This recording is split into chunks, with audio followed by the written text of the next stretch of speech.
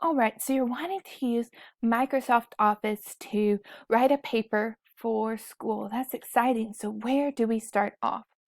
Well, the first thing we are going to want to do is to click on my paper so I can start working. Now, when you're writing a paper for school, you need to pay attention to this number right here. See how this menu section says font? This is going to be talking about the words that you are typing, the actual text of what you're typing, all right? So what do you think this number is going to be?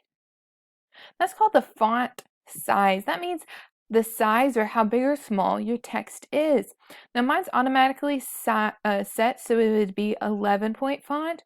For most schools, you will need to do around 12-point font or maybe even 14, but I'm going to change mine to 12. So check with your teacher on what size font you need to do, but definitely keep it around between 11 and 14. You're not going to want to go too big or too small. The next thing you're going to want to do is look at this font type. This is going to show you what your words are going to look like. Now, Microsoft has a lot of really fun and really cool different ways you can do your font. Now, if you are playing with this at home, go ahead and have fun. Try all these different ways, make your words look really, really cool, have fun. But for school, there's only a certain types of font you're probably gonna want to use. Arial would be one, but the most popular one, especially if you're using something called MLA format, is going to be Times New Roman. So click on that. Awesome. So now we're ready to start typing. Now, if I just started typing like this, then notice my words are to the left of the page. Well, usually when I am writing something for school, I want to start off with a title, right? Tell your audience what you're writing about.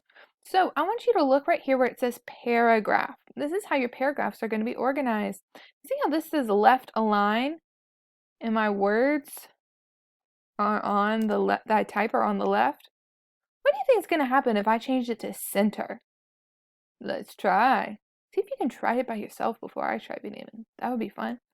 Look, my words start coming in the middle.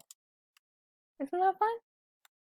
All right. So what do you think is going to happen on the right? My words are on the right. So one thing I like to do with my students to practice this is have what we call a cursor dance party. Go left, center, right, left, right, center. Play some music, get it moving, get it dancing, and have fun. But if you're in a hurry and need to write your paper, just go ahead and put it in the center. Okay, so one cool thing about writing titles when you're using the computer is that if it's okay with your teacher, you can bold and underline them. The B stands for bold. That makes it black. Let me show you. So this would be bold words, and this would be not bold. See the difference? And then underline, of course, underlines the words. The third one out here is called italicize. That means make it slanted, like that. You don't usually use those for a title. So my title is going to be all about turtles. All right, so now you have your title. You have it in 12-point font, Times New Romans, bolded and underlined. If it's centered, now it's time to write. Press the enter button on your keypad. Sometimes I like to press it 2 times to give it a nice space. Now we have a problem. You see, I do not want to write my paper bolded, underlined, and in the center. I just want the title that way. So do you remember how we're going to make it go to the left instead of the center? So I'm going to go to paragraph, and I'm going to hit left. Then, how do you think we're going to take off the bold and underline? Just click on them. See how they're no longer highlighted? Now my words are normal again. Now, at school, you've probably learned about indenting your paragraph. That's just as important when you're typing as when you are writing. But there's lots of different ways you can do this when you're typing. The first way is to do lots of space bars until you have indented the way you want. That takes a lot of time, is annoying, and can be easily forgotten. Another way that you can indent is hit the tab button on your keyboard. Look at your keyboard and you'll see a button that says TAB. Click that one time and it'll indent for you, just like this, as if it was magic. It's beautiful. The other way is probably the way you're going to want to do if you're typing lots of paragraphs. See this ruler at the top with all the different numbers. See how it has 2 arrows in a little square? You're going to want to grab the arrow at the top. It's called the first line indent because you only want the first line to be indent. If you're doing MLA, you're going to want it halfway to this little mark here. And then not only will it indent this paragraph for you, but it will indent every paragraph without you having to do anything. Well, at that point, you just start typing. Make sure you're familiar with typing, you're comfortable with it. There's lots of free online tools to help you practice typing if you are not. All right, so now I have a little paragraph that I quickly typed up because I want to show you one or a couple more things with my paragraph. Look at this word that's underlined in red. Can you guess why it's underlined in red? I did not spell the word computer right at all.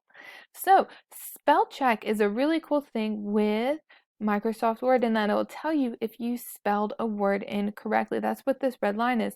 So what happens if you want to know the right spelling of the word? Right click on this word. That means click on it regular and then click on it with the right side of your mouse or your laptop pad.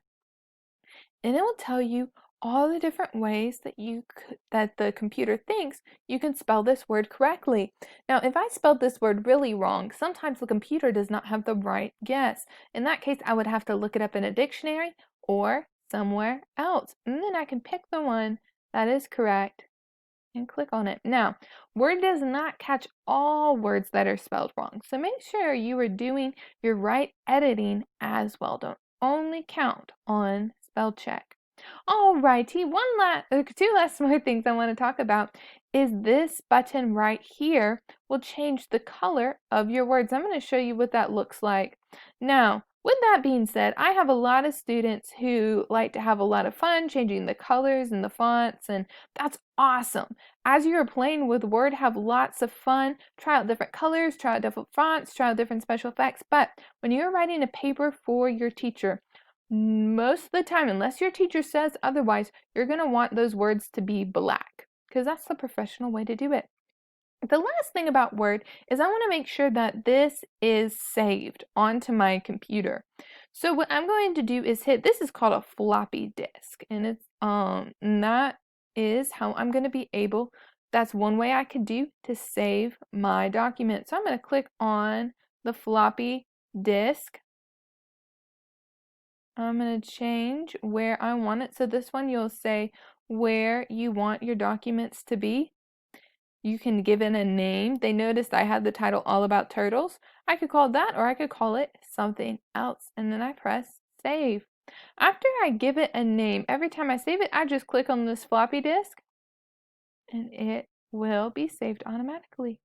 Well, that's the basics on how to write a report in Word. Remember, do your best and you are going to do an awesome job. Have a wonderful day.